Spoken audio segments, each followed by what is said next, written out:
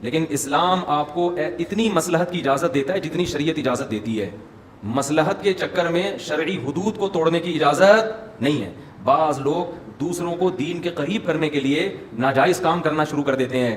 بھائی پہلے اپنے دین کی حفاظت کرنی ہے, دوسرا آئے یا نہ آئے اس سے آپ کے بارے میں آپ سے قیامت کے دن سوال نہیں ہوگا.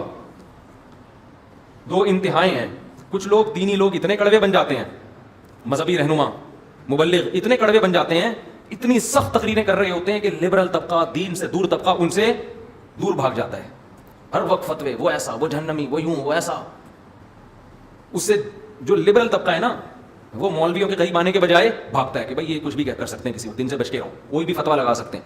اور کچھ اتنے میٹھے بن جاتے ہیں کہ وہ شریعت کی باؤنڈری کو کراس کرنا شروع کر دیتے ہیں. میرے بارے میں خوب اچھی طرح سمجھ لو, میرا سما ٹیلی ویژن پہ جو انٹرویو آیا نا, اس کو بہت سے لوگوں نے کہا ہاں وہ ہنس کے باتیں کر رہا ہوں. میرے سامنے بڑی بڑی مونچھوں والا آدمی بیٹھا ہوا تھا, مجھے نہیں پتا تھا کیمرے کے پیچھے کس حلیے میں کون ہے. ورنہ میرا معمول یہ ہے کہ ٹیلی ویژن کی اسکرین پر مجھے یاد نہیں پڑتا آج تک میں کسی خاتون کے ساتھ جس کے سر پہ چادر نہ ہو یا ویسے ہی بیٹھی ہوئی ہو, میں اس کے آگے بہت دفعہ موقع ملا ہے مجھے, بہت دفعہ ٹی وی چینل پہ بلایا گیا. میں نے کہا بھائی میں لڑکی کے ساتھ, ہاں تھوڑا تمیز والا ڈریس ہو, پراپر ڈریس ہو, اس میں گنجائش نکالی جا سکتی ہے. لیکن میں نے کہا میں نہیں بیٹھ, یا تو ایجڈ خاتون ہو, کوئی بڑی عمر کی خاتون ہو, بڑی عمر کی خاتون ہو, یا اگر کوئی ینگ ہے بھی تو اس کا ڈریس پراپر ہونا چاہیے. لیکن میں نے اس پر بھی عمل نہیں کیا. اور بعض دفعہ اسٹوڈیو پہنچنے کے بعد میں نے یہ کام کیا. اسٹوڈیو پہنچ گیا, پتا چلا جی پروگرام میں ایک لڑکی بیٹھی ہوئی ہے. میں نے کہا بھائی میں اگر اس لڑکی کے ساتھ پروگرام کروں گا, میرے بیانات پردے پر ہیں, میسج کیا دنیا کو جائے گا؟ میسج جو جائے گا نا دنیا کو, ٹھیک ہے کوئی فتوے کی روح سے ہو سکتا ہے گنجائش نکل جائے, کیونکہ پردہ کرنا عورت پہ فرض ہے, مرد پہ فرض نہیں ہے. فتوے کی روح سے کوئی گنجائش نکل سکتی ہے, لیکن میسج دنیا میں کیا جائے گا کہ مفتی صاحب اس عمل کو جائز نہ غلط نہیں سمجھتے. کئی بار ٹیلی ویژن میں بلایا گیا, لڑکی بیٹھی ہوئی, میں نے کہا میں نہیں یہاں بیٹھوں گا بھائی, میرے لیے الگ کرسی پہ لگوائی گئی ہے دور, ٹھیک ہے ایسا ہوا ہے. تو میں اس کا خیال کرتا ہوں. تو بہرحال اگر میرے اندر کوئی غلطی ہے بھی, میں نے اگر کوئی کام غلط کیا بھی ہے, تو وہ شریعت نہیں ہے. شریعت وہ ہے جو قرآن و سنت بیان کرتا ہے. سمجھتے ہیں کہ نہیں سمجھتے؟ تو شریعت کو اچھا رہا مسئلہ یہ کہ ٹیلی ویژن کی جب ایک لڑکی فون پہ انٹرویو لے رہی ہے تو اس سے ہنس کے باتیں کیوں کر رہے ہیں؟ تو یاد رکھو جب کوئی فون پہ آپ سے بات کر رہا ہے تو ہنسنے کی بات پہ ہنس کے ہی باتیں کرے گا نا, اور کیا کرے گا. میں کوئی سامنے بیٹھ کے ہیلو ہائی تھوڑی کر رہا ہوں, بے تکلف تھوڑی ہو رہا ہوں. تو یہ وہی بات ہے کہ نہ اتنا کڑوا بنو کہ لوگ آپ سے دور. اب نامحرم لڑکی بات کر رہی ہے تو آپ کڑوے بن کے اس کو بدتمیزی سے بات کرنا شروع کر دو, یہ بھی غلط ہے. اگلا بولے گا ان مولویوں کو بات کرنے کی تمیز نہیں ہے, ان کو کیا اخلاق ہیں. تو یہ تقویٰ کا ایسا طریقہ ہے جو بدتمیزی ہے. یہ تو بدتمیزی کی شریعت میں ہمیں اجازت نہیں ہے.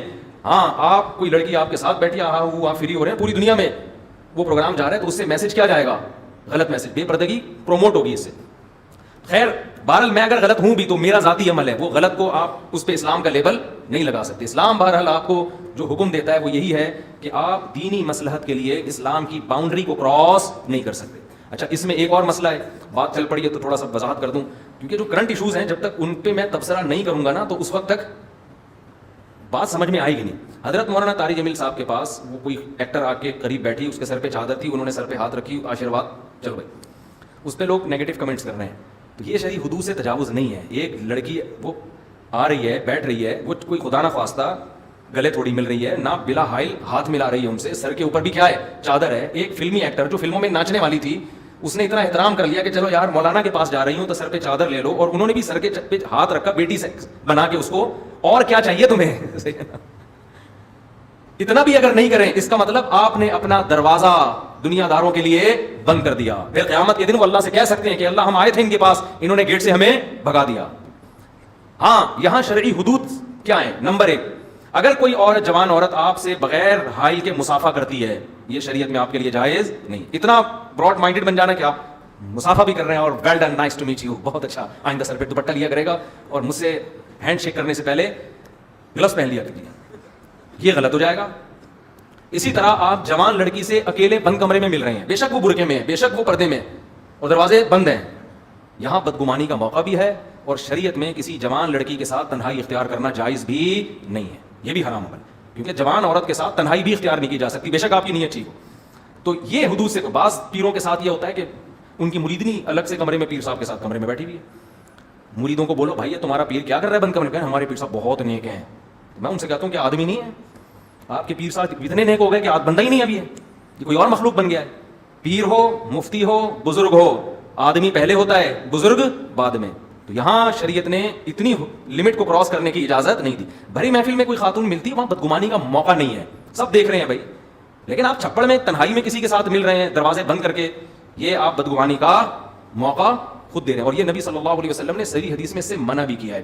تو بہرحال شریعت کی لمٹ. اسی طرح یہ بھی خوب سمجھ لیں, شریعت کی حدود میں یہ بات بھی داخل ہے کہ کوئی شخص اگر علانیہ کبیرہ گناہ کرتا ہے, چھپ کے کرتا ہے, اس کے احکام الگ ہیں.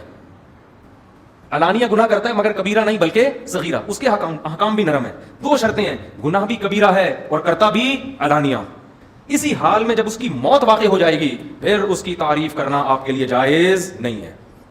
بعض لوگوں کو دین کے قریب کرنے کے لیے کوئی اس طرح کا بڑا ڈانسر, گلوکار جس کی ساری زندگی بے حیائی میں گزری ہوتی ہے, وہ جب مرتا ہے تو اس کی تعریفوں کے پول باندھنا شروع کر دیتے ہیں. نا نا نا نا, یہ شرعی حدود سے کیا ہے, تجاوز. یہاں شریعت نے حکم دیا بغیر توبہ کے چلا گیا, چھپ کے آپ اس کے لیے ضرور دعا کریں, اگر ایمان پر موت ہوئی ہے دعا کریں, وہ آپشن سب کے لیے کھلا ہوا ہے. بھرے مجمع میں اس کی تعریف کرنے کی اجازت نہیں ہے, بلکہ حکم یہ ہے کہ اگر نماز جنازہ کا بھی بائیکاٹ کیا جا سکتا ہے نا, تو قوم کا مقتدا اور رہبر جنازے کا بھی بائیکاٹ کرے.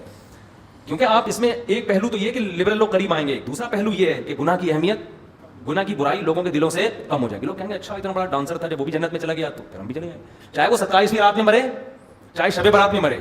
بعض دفعہ یہ بھی ہوتا ہے کہ بہت بڑا ڈانسر تھا, 27ویں رات کو مر گیا تو ہم بخشوا دیا اس کو, بہت مبارک تھا بھائی, رمضان کی راتیں نصیب ہوئی ہیں. بھائی رمضان کی راتوں سے زیادہ مسئلہ یہ تھا کہ جو گناہ اس نے کیے ہیں اور دنیا کو دکھا کے کیے ہیں, ان گناہوں کا وزن یہ بہت زیادہ ہے, تو آپ اس کی کھلے عام تعریف نہیں کر سکتے, اس میں ڈرائیں بلکہ لوگوں کو.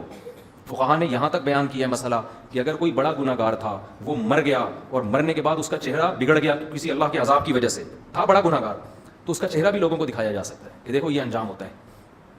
لیکن اگر نارمل آدمی کا چہرہ بگڑ گیا, وہ دکھانے کی لوگوں کو اجازت بولو نہیں ہے, کیونکہ اللہ ستاری چاہتے ہیں کہ بندے کیا کریں.